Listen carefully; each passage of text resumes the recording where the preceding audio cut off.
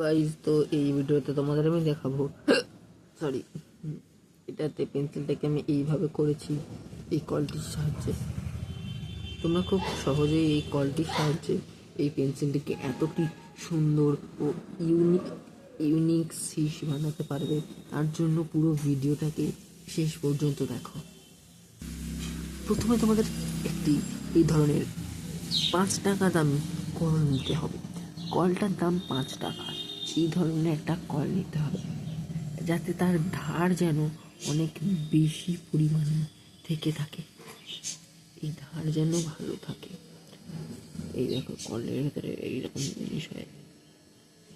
ব্লেডটা কিন্তু এই উপরে যে কালো রঙের জিনিসটা দেখা যাচ্ছে, কারণ দেখাচ্ছে উপরে যে এই কালো রঙের জিনিসটা ব্লেড। ওকে, আর বাকি কথা ছেড়ে দিই।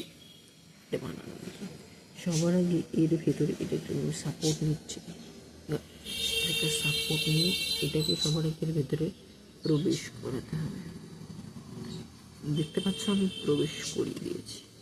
এবার এর মুখটা এরমভাবে তুলে অনবরত আস্তে আস্তে করে ঘোরাতে হবে। এটাকে আস্তে আস্তে করে ঘোরালে দেখবে খুব আস্তে, এটা খুব তাড়াতাড়ি ভেঙে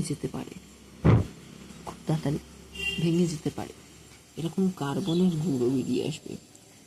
এ দেখো, এটা দিয়ে তোমরা লিখতে পারবা। খুবই সূক্ষ্ম লিখতে হবে, জোরে প্রেশার দিলে কিন্তু ভেঙে যাবে। এবার এর উপরে ডিজাইন করার জন্য সবার প্রথমে কলটিকে নিয়ে আমি একটা দামি কল নিয়েছি। এই কলটির একটি ভালো জিনিস, এইখান থেকে শুরু করে এইখান অবধি পুরোটাই একটা ফানেল আকারে। এখানটা মোটা তো এখানটা সরু। এখানটায় এটাকে ঘুরিয়ে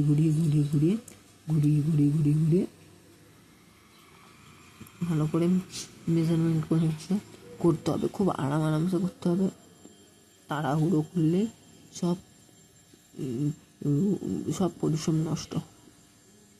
আস্তে আস্তে বাড়াতে হবে। এখানে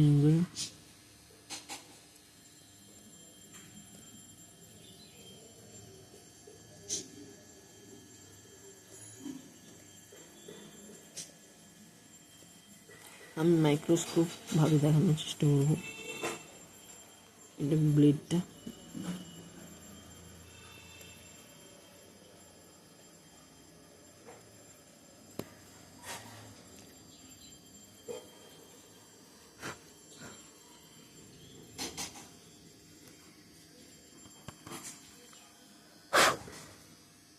এই দেখো, ইউনিক পেন্সিল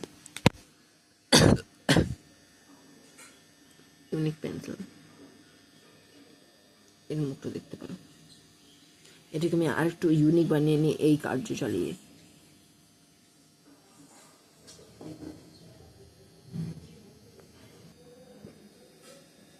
দেখতে পাচ্ছ তোমরা এটাকে আমি কতটা সূক্ষ্ম করে দিয়েছি।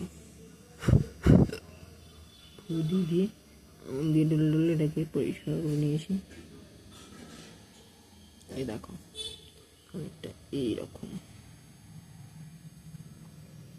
তো এর মধ্যে অনেক নাম লিখবো, তোমরা নাম কমেন্ট করবে, তাহলে নাম লিখতে পারবো এর মধ্যে। তাহলে পাশে থেকো। টাটা।